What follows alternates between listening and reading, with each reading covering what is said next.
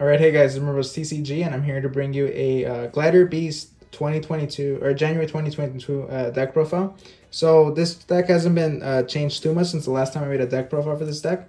But if you haven't seen the deck profile for Gladiator Beast, I thought I would just make this for those who haven't seen it yet.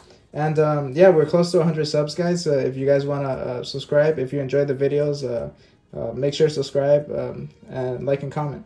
But yeah. I run 3 Gladiator Beast Ondo. So Ondo is pretty great. He's your normal monster for the deck. And because of that reason, there's a lot of unique cards that work for the normal monsters. And he's a great way to go into your Test Panther. So having 3 of is definitely a must-have. Augustus, I run 2 Augustus. Augustus is great because he does let you special summon a Gladiator Beast from your hand. And he is above level 5, so that makes him relevant for Tamer Editor. So it's definitely great to run 2 of. And then I have 2 Bestiari. Bestiari pops a spell or trap, and he's a winged beast, so that's super relevant in case I'm trying to go into Simorgh, the Link 3 Simorgh.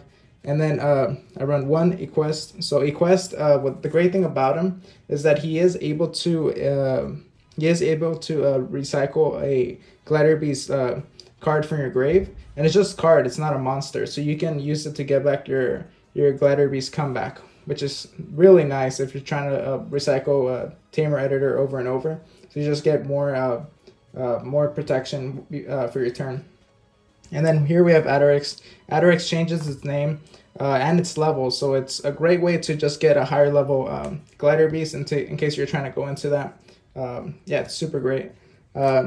Darius lets you special summon a Gladiator Beast from your grave with its effect negated. You only need 1. But the cool thing about this is that you are able to special summon 1 and then contact fuse them to get an Esadari, and then that way you have a level 5 or higher Gladiator Beast monster. So that's great. Vespasius, it's mainly there just for the name, and it's an Adorix target, and you can special summon it if you have it in the hand with Augustus. So that's great. Noxious. Noxious is an interesting form of protection. I rarely get to use its actual effect when I draw it, but if they declare direct attack, you can negate that 1 attack, or it just takes in that 1 attack, which is great. As if you're able to time it right, you can make sure that this card is the last one that gets attacked, so you are able to use it's a Gladiator Beast effect to trigger these effects. So it's a nice thing to have. 3 Test Tiger. Test Tiger, it can be special summoned if you control Gladiator Beast, so it's a great way to go into Test Panther. It's definitely a must-have because there aren't a lot of ways to summon your Gladiator Beast on their own, so having Test Tiger just helps with that a lot. Rescue Rabbit is your combo starter. It's the one you use to go into Ondo. Having 3 of is a must, and if they negate this, it becomes problematic for you. But yeah, but you definitely need 3 of it. Barrier Statue of the Stormwinds. It's just your target for the Simorgh. It's just the wind barrier. You can run the Apex Avian if you want, but I prefer this because you can still normal summon this in case you get brick hand or something. But yeah, now let's go to the spells. Okay, guys. So for the spells, I run 3 Gladiator Beast or Gladiator Proving Ground. So Gladiator Proving Ground is just your search for the deck. It's nice. It's just a level 4 lower Gladiator Beast search card, and it's a great way to go into Ondo in case you're trying to go into like a Link Spider play. Yeah, just a nice thing to have. Gladiator Beast Comeback. This is really nice because it's a searchable Monster Reborn that also gives him protection from battle, and it's just your combo enabler with the Tamer Editor. So really nice, and it's definitely a must-have at 3. I run 2 Rejection. I thought 3 was breaking too much. I know some people still run 3. But 2 was nice for me. Just prevents them from being targeted, and then when you activate a Gladiator Beast effect to special summon, you just get an extra 1 out. It's nice, but I think 2 of is pretty solid for me. If you guys have like reasons for having 3, just let me know. I'm definitely open to changing that.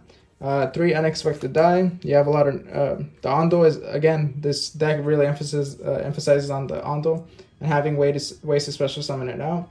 So Unexpected Die is great for that. Yeah, definitely a 3 of. And then as a way to just stop, if you're going second, it's kind of hard to break the board, so Dark Ruler no more. If they have an established board, having this gives you a chance to fight back. It's definitely nice, and if you want to make space for hand traps, make sure to do that. But yeah, I just run the 3 Dark Ruler no more. And then World Legacy Succession is just a Monster Reborn that lets you continue your plays. Same thing with the Living Fossil, and then the actual Monster Reborn. So again, you just want Monster Revival. It's great.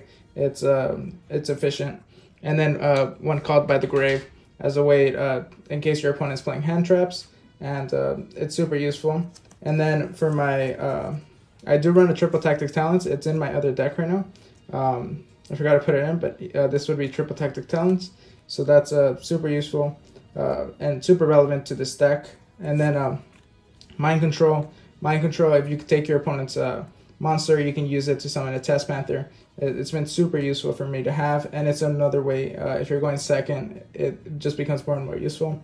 And then Gladiator Beast War Chariot. It's a searchable monster negate that lets you establish a really good board. But yeah, that's it for the main deck. I'm going to go to the extra deck now. All right, now going into the extra deck, I run 1 Link Spider. Link Spider is your go-to for the Ondo, and if you have 2 Ondos in your hand, you're able to summon one. With one, you can use Link Spider, and then with the other one, you can special summon the special summon that one out through the Link Spider, and then go into Test Panther. Speaking of which, I run 2 Test Panther. Test Panther is your way to just get the deck going. It's a really good card, but it's also the choke point of the deck. So running 2 of is great. And yeah, it's amazing that it can search out for the Gladiator Beast comeback or other Gladiator Beast cards. It's super nice, and you are able to trigger their Gladiator Beast effect, which becomes increasingly relevant. But yeah, I run 1 IP Masquerena. IP Masquerena just lets you link summon during your opponent's turn. It's great, and it gives it this protection from destruction. Draco Masters of the Tenyi. I don't really go into this a lot, but you do run a lot of Norm monsters, or just 3 Norm monsters, but you're always like centered around them. So having this could be relevant to get some destruction in. Nightmare Unicorn. I never go into this, but it's just another way to bounce things. Some more Bird of Sovereignty. It's nice. You're able to just special summon a Winged Beast from your deck. I usually just go for the Barrier Statue, and then if your opponent can't get over that and doesn't get rid of your Samoric, you just keep on getting more and more value because you have a lot of Winged Beast in your deck, which is nice. Appaloosa, Bow of the Goddess. Bow of the Goddess, it's great. It's just a monster negate. Again, I don't go into it a lot, but just having multiple monster negates is pretty nice to have. But yeah, and then let's go into the fusion monsters. So for the fusion monsters, I have 2 Tamer Editor. This is what makes the deck relevant. You're able to just cheat out a bunch of Gladiator Beast extra deck monsters through this guy, and it's soft once per turn. So if you send this to the grave or summon another copy of itself, then you can just keep using its effect over and over. So that's really nice to have. 2, this one's a little bit Damatenes, which is like the Sea Serpent of the deck. This is your monster negate, and it controls how battles go. So what the nice thing about this is that if you establish a Barrier Statue, you can just make it so that your opponent never attacks your Barrier Statue. So now they can only get rid of it through using like the initial normal summon or through spells and traps. But yeah, it's really great synergy among them.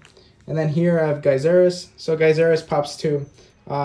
Really nice. He just pops when he special summon. So he's super useful with the Tamer Editor. He's always nice to have.